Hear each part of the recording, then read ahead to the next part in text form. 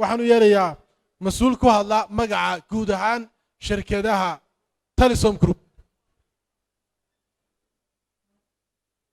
Telesom waxay ka kooban tahay shirkado fara badan marka hal kelmad uma nusin ku soo dhaw. Bismillah, alhamdulillah, salatu wassalamu ala rasulillahi sallallahu alayhi wa sallam. xubnaha golaha wasiirada, gudoomiyaasha xisbiyada qaranka, saraakiisha sarsare ee ciidamada kala duwan, iyo dhammaan marti sharafta kale ugu horeeyaan guddoonka jaamacadda iyo xildhibaanada golayaasha iyo ardayda maanta halkan loo fadhiyo ee qalin jabinaysa ka qalin jabinaysa kulliyadaha kala duwan ee jaamacadda Golis. dhammaantiin waxaan idinku salaamayaa salaanta islaamka. assalaamu calaykum waraxmatullaahi wabarakaatu. sharaf gaaray ii tahay inaan maanta idinkala soo qayb galno annagoo ah shirkadaha Telesom Group kulankan ama xafladan loogu dabaaldegayo dufcaddii 27aad ee ka qalin jabinaysa jaamacadaha Golis. dabcan waa xaflad qiimaheeda leh oo u baahan oo sideeda loo weyneeyo.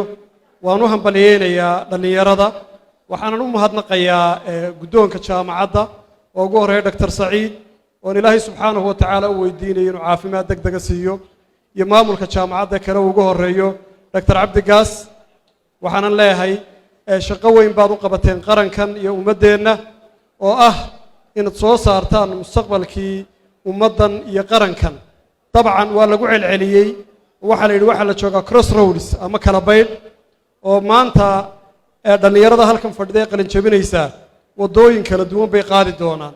qaarkood waxay sii wadan doonaan dariiqa waxbarashada ee akademiya, qaar kale waxay noqon doonaan madax, qaar kale waxay noqon doonaan shaqaale, qaar kale waxay noqon doonaan ganacsato, qaarna sidii uu sheegay taani waxaa laga yaabaa inay jaadhiwaalayaal dib ugu noqdaan. waa crossroads, laakiin waxay ku xidhan tahay qofka iyo doonistiisa iyo dadaalkiisa, iyadoon marnaba ayaan meesha ka maqnayn ilaahay subxaanahu wa tacaala qadarkiisuna aanu meesha ka maqnayn. waan hambaliyey, waxaan leeyahay ardayda qalin jabinaysa waxaad qaadeen tallaabadii koowaad oo ah inaad digrigii koowaad qaadataan oo albaabadii waxbarashadu idiin furtaan. intaa wixii ka dambaysa waxaa laydinka rabaa waa sabir, waa himo sare iyo niyad wanaag inaad ku qaabishaan mustaqbalkiina idinka horeeya ee noocyada kala duwan leh. waxaad joogtaan bilowgii waxbarashada ee maydaan gaadhin weli inaad dhammayseen waxbarashadii. wakhti badan baa idiin hadhay.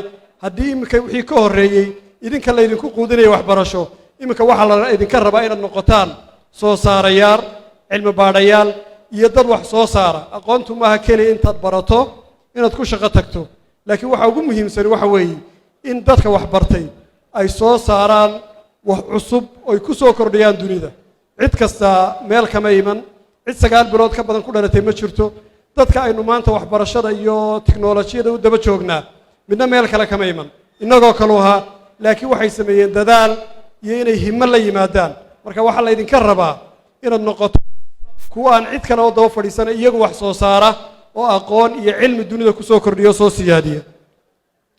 jaamacadda Golis mar kale waan u mahadnaqayaa. kolley shirkadaha Telesom Group iyo jaamacadda waxa ka dhaxeeya wada shaqayn weyn oo qoto dheer, tan iyo markii jaamacadda la bilaabay 2004 ilaa maanta soo jirtay. dhinacyo badan baanu ka wada shaqaynaa. waxa xusid gaara mudan shaqaale ama madax badan oo shirkadda ka tirsanay inay yihiin qaar ka kale qalin jabiyey jaamacaddan, qaar badan oo maanta halkan fadhiyo ka qalin jabinayaana inay yihiin shaqaale ka tirsan shirkadaha Telesom.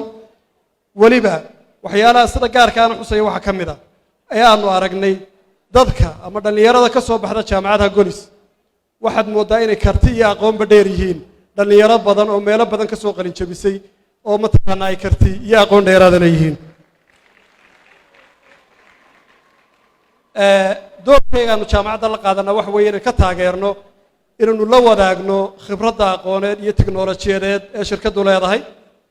jaamacadda waxaanu u samaynay lab ama laboratory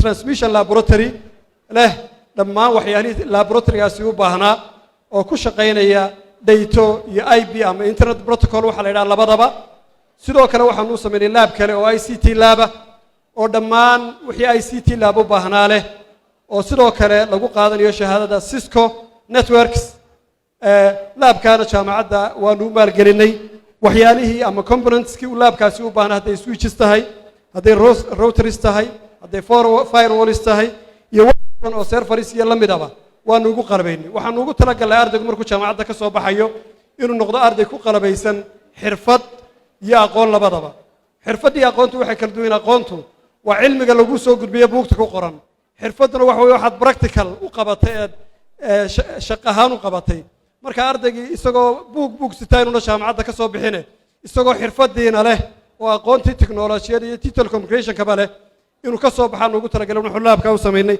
haddana waxaan la wadnaa inaanu u samayno telecommunication lab dhammaystiran ma aha laakiin jaamacadda golis oo keliya dhammaan jaamacadaha waaweyn ee dalka laga soo bilaado camuud ilaa laascaanood burco dhammaantood waanu u samaynay laababka oo waxa weeye aanu maalgelinay oo qalabkay u baahnay siinay waxayna tahay inaanu mar kasta la soo saaro oo la helo arday iyaguna is anfaca ummadana anfaca lagana maarmo cid kale oo mataqaanaa kugu tarta ama meel kale kala timaado ugu dambayn waxaan u mahadnaqayaa jaamacadda golis waxaan sidoo kale halkan ka ballan qaadaynaa in wada shaqaynta iyo taageerada iyo aqoon isweydaarsiga ma aha kaliya in anagu taageernee jaamacadda waxaanu isweydaarsanaa aqoon iyo khibrad oo jaamacadda waxa jooga macallimiin khibrad iyo akademiyada u leh macallimiinta laftooda khibradaan isweydaarsanaa oo jaamacaddu iyaduna wax bayna fiirgaraysaa khibrad bay nala wadaagtaa iyo aqoon labadaba inaan sii wadno aad iyo aad baad u mahadsantihiin mar kale iyo mar saddexaad iyo mar afraadba waxaan balaynayaa dhallinyarada